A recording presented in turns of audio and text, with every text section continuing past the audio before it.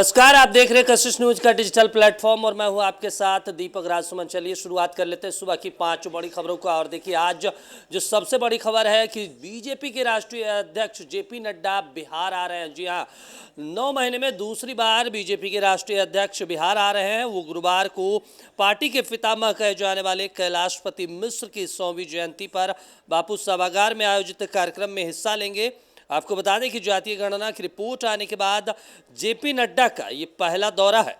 इस स्थिति में अगर बात कर ले तो उनके बिहार दौरों को काफ़ी अहम भी माना जा रहा है। इस दौरान संभव है कि जातीय गणना पर भी जेपी नड्डा अपनी बातों को रखेंगे। वहीं जेपी नड्डा के स्वागत के लिए बीजेपी पूरी तैयारियां कर रखी है।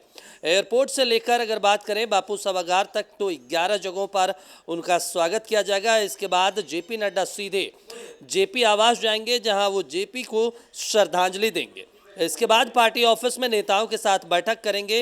इस बैठक में प्रदेश के प्रभारियों, विधायकों, सांसदों और कोर कमेटी की बैठक करेंगे। इसके बाद जेपी नड्डा कैलाशपति मिश्र के घर भी जाएंगे, उनके परिजनों से मुलाकात करेंगे।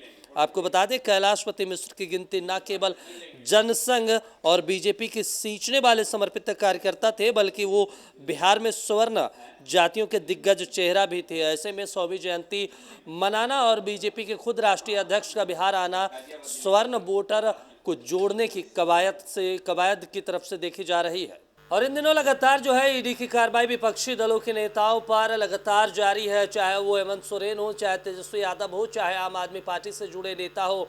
अब आम आदमी पार्टी के नेता और राज्यसभा सांसद संजय सिंह को बुधवार रात गिरफ्तार कर लिया है। करीब 11 घंटे तक संजय सिंह से पूछताछ हुई, उनके परिवार वालों से पूछताछ हुई है, जिसके बाद उन्हें गिरफ्तार किया गया है। दिल्ली आबकारी नीति घोटाले से जुड़े मनी लॉन्ड्रिंग मामले में संजय सिंह की गिरफ्तारी हुई है। वहीं संजय सिंह के आवास पर पहले छापेमारी की गई है, कई कागजातों को खंगाला गया है और करीब 11 घंटे बाद उन्हें गिरफ्तार कर ईडी दफ्तर लाया गया। उससे पहले जो है अरविंद केजरीवाल ने भी इस पर बड़ा बयान दिया है। अब राजनीति जो है, सियासत भी अब तेज हो गई है। गिरफ्तारी पे लगातार है। अरविंद केजरीवाल आरोप लगा रहे हैं, अरविंद केजरीवाल की पार्टी के तमाम नेता जो है आरोप लगा रहे हैं कि देखिए जो मोदी सरकार है वो 2024 चुनाव में हारने वाली है और उसी हार की छटपटाहट से अब विपक्षी नेताओं पर कार्रवाई कर रहे हैं। तो ऐसे में देखना होगा कि अब संजय सिंह को आज कोर्ट में पेश किया जाएगा और कोर्ट में क्या कुछ दलीलें ईडी की तरफ से रखी जाती हैं। और देश में महंगाई को लेकर लगातार जो है विपक्षी दल मोदी सरकार को घेर रही है, लेकिन अब मोदी सरकार ने गरीबों को बड़ी राहत दी है। जी हाँ, उज्ज्वला योजना के तहत करीब 10 करोड़ जो उज्ज्वला योजना के लाभार्थी हैं उनको बड़ी राहत दी है। उज्ज्वला योजना के तहत जिन गरीब परिवारों को गैस सिलेंडर मिला है, अब कैबिनेट फैसले के बाद उन गैस सिलेंडरों में 300 रुपये की कटौती कर दी गई है। आपको बता दें सूचना और प्रसारण मंत्री अनुराग ठाकुर ने प्रधानमंत्री मोदी की कैबिनेट बैठक के बाद जो है ये जानकारी दी है। उन्होंने कहा उज्ज्वला लाभार्थी को अब 603 रुपये में जो है सिलेंडर मिलेगा। इससे पहले अगर आपको बात बता दें तो गैस सिलेंडर की कीमत तो 703 रुपये थी, जिसमें अब 100 रुपये और कटौती कर दी गई है। कुल 300 रुपये की कटौती की गई है और अब 603 रुपये में गैस सिलेंडर 14.2 किलोग्राम का जो गैस सिलेंडर है अब वो मिलेगा। तो ऐसे में जो है अब विपक्ष भी सवाल उठा रहा है। वो कह रहा है कि देखिए 2024 के चुनाव में बीजेपी हार रही है, इसलिए अब गैस के सिलेंडरों में दाम की कटौती की गई है। लेकिन वहीं बीजेपी कह रही है कि देखिए हम रक्षाबंधन में भी हमने राहत दिया था लोगों को, अब हम फिर से कटौती कर रहे हैं। तो ऐसे में जो है गरीब परिवारों को बड़ी राहत दी है मोदी सरकार ने गैस सिलेंडर की कीमतों को कम करके।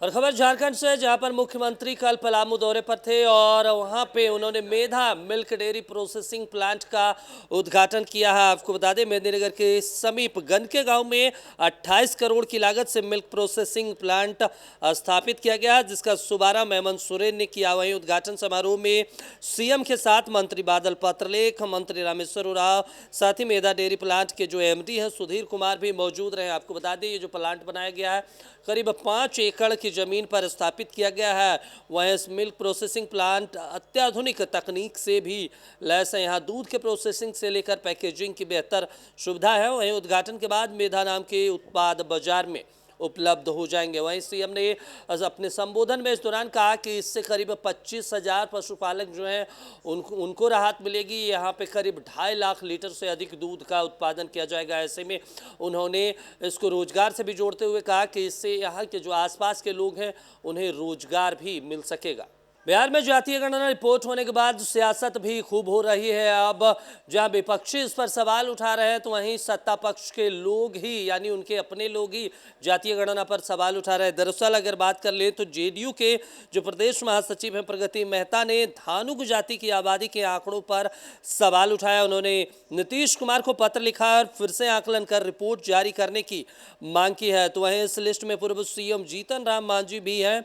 मांझी ने भी यादव जाति के आंकड़ों को पर प्रश्न चिन्ह खड़ा किया है। तो वहीं अगर बीजेपी की बात कर ले तो बीजेपी की तरफ से रविशंकर प्रसाद ने कहा कि आरजेडी समर्थक समुदाय के लोगों की संख्या को अधिक दिखाने की कोशिश की गई है। तो वहीं डिप्टी सीएम तेजस्वी यादव ने इस पर पलटवार करते हुए कहा कि अगर किसी को डेटा पर भरोसा नहीं है तो केंद्र से जाकर बात करें, केंद्र सरकार से कहे कि वो पूरे देश में जातीय जनगणना करवाए और सही रिपोर्ट प्रकाशित करवाए। तो देखिए लगातार जो है जातीय गणना को लेकर राजनीति खूब हो रही है, जहाँ जो है इनके अपने ही जो सत्ता पक्ष के अपने ही वही सवाल उठा रहे हैं। कल भी कांग्रेस के जो पूर्व प्रदेश अध्यक्ष थे अनिल कुमार शर्मा, उन्होंने भी कहा था कि अगर जितनी आबादी उतना हक की अगर बात हो जाए तो बिहार में वो यादव समुदाय से भी अधिक मुस्लिम समुदाय है। ऐसे में उप मुख्यमंत्री मुस्लिम को बना दिया जाए, तुरंत जो है मंत्रिमंडल बर्खास्त कर दिया जाए। वहीं जीतन राम मांझी ने भी यही चीज़ कल अपने सोशल मीडिया एक्स पर लिखा कि जिसकी जितनी आबादी उतना हक में अगर की बात होती है तो तुरंत मंत्रिमंडल बर्खास्त करें नीतीश कुमार और फिर आबादी के हिसाब से उनको हक दे। तो सुबह की 5 बड़ी खबरों में अभी के लिए इतना ही। आप देखते रहिए कशिश न्यूज़। नमस्कार।